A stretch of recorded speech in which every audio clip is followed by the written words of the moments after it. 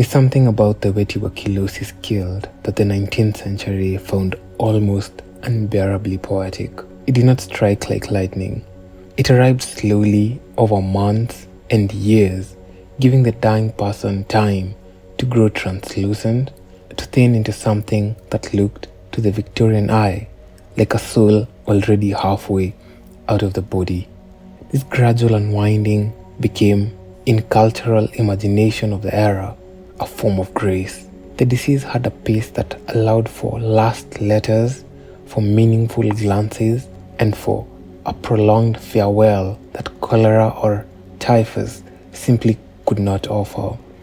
The body had time to become a symbol.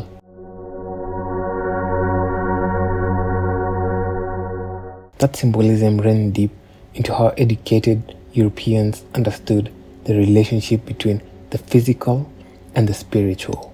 A long-standing tradition in Western thought held that the body and the soul were in competition, that flesh was weight and the spirit was light, and tuberculosis seemed to enact that theology in real time.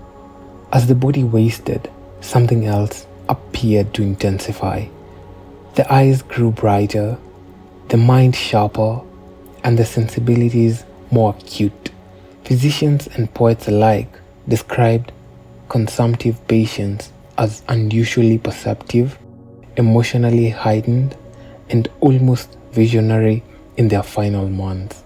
The disease became read as evidence of a nature too fine for ordinary existence, a soul burning from its mortal house because it simply had more inner life than the body could contain. The physical assumptions followed naturally into fashion and beauty culture. The fever that tuberculosis produced pushed blood to the surface of the skin, creating a flush across the cheekbones that painters had been idealizing for centuries. The weight loss elongated the neck and sharpened the jaw.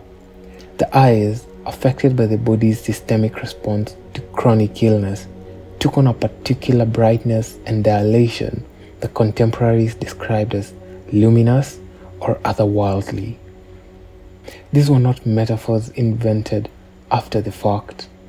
They were direct observation that society then absorbed into standards for what a desirable, refined woman was supposed to look like.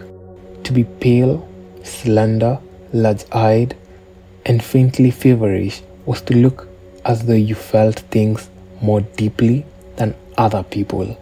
It was to look, by the measure of the time, aristocratic in the truest sense, not merely wealthy, but spiritually elevated.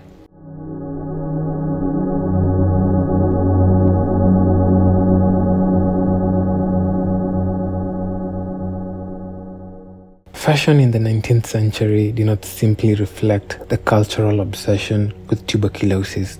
It engineered it into the body. Corsetry, which had long been used to sculpt the torso, began shifting towards a silhouette that produced the physical posture of a weakening patient.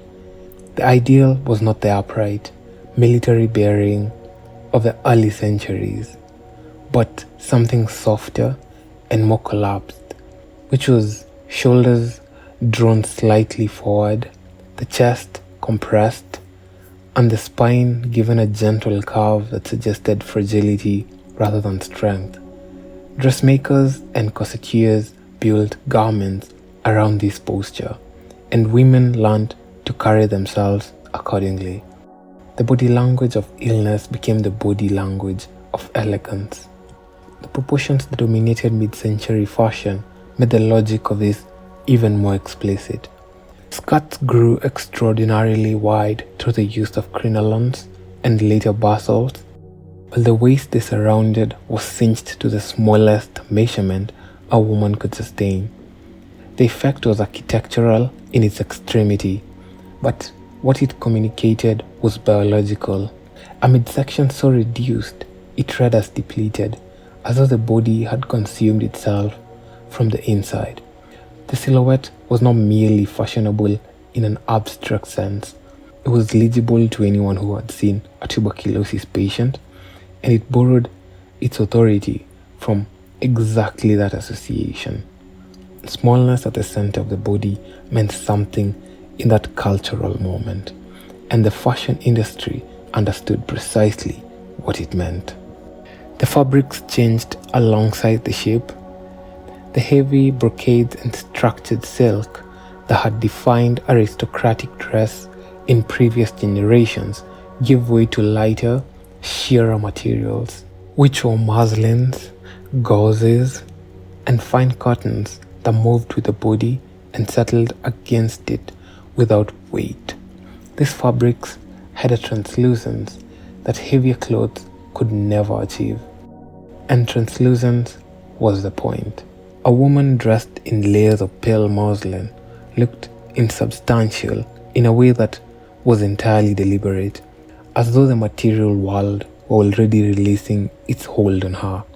The dress did not simply clothe the body, it suggested a body that was becoming less solid, less present, drifting toward the condition that tuberculosis produced in its final stages, and that the century had decided was its most beautiful one.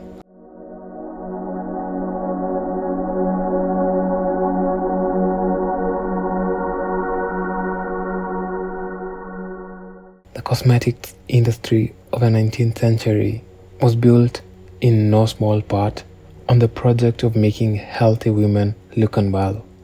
Achieving the skin of a tuberculosis patient required work, and women across Europe and America engaged in practices that were frequently dangerous in direct proportion to how convincingly they produced the desired effect. Arsenic wafers were sold commercially and consumed regularly, the logic being that the poison suppressed the body's pigmentation over time, pushing the complexion toward the blue-white translucence that chronic illness produced naturally. Lead-based powders were applied to the face and throat to flatten any remaining warmth out of the skin. Some women traced their own veins with faint blue cosmetic pencils to make the skin appear thin enough that the circulatory system showed through it, a detail that would have been immediately recognizable to anyone familiar with the terminal stages of a disease. The goal in every case was the same: to look as though the body had spent itself. Belladonna occupied its own category within the cosmetic vocabulary. Derived from a plant with well-documented toxic properties, the drops were applied directly to the eyes to force the pupil into a state of prolonged dilation. The effect mimicked what high tubercular fever did to the eyes naturally. That brightness, that particular enlargement that contemporaries described as soulful or luminous.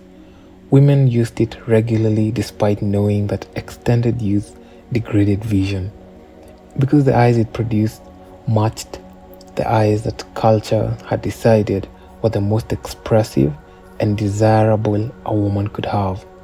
The willingness to accept progressive blindness as a cosmetic trade-off is some measure of how seriously these aesthetics had taken and how completely the symptoms of a fatal disease had been absorbed into the ordinary standards of feminine appearance. The lip and cheek preparations completed the picture by targeting the most recognizable symptoms of advanced tuberculosis: the hectic flush produced by fever and the bright red lips that accompanied the body's respiratory distress. Rouge was applied to the upper cheeks in a specific pattern that reproduced the fever blush rather than a general healthy color, concentrated and almost feverish in its intensity.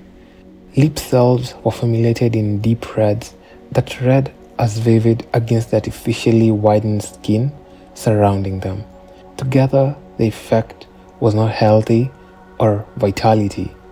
It was the very specific look of a body working too hard to breathe, burning slightly from the inside, and consuming its own resources.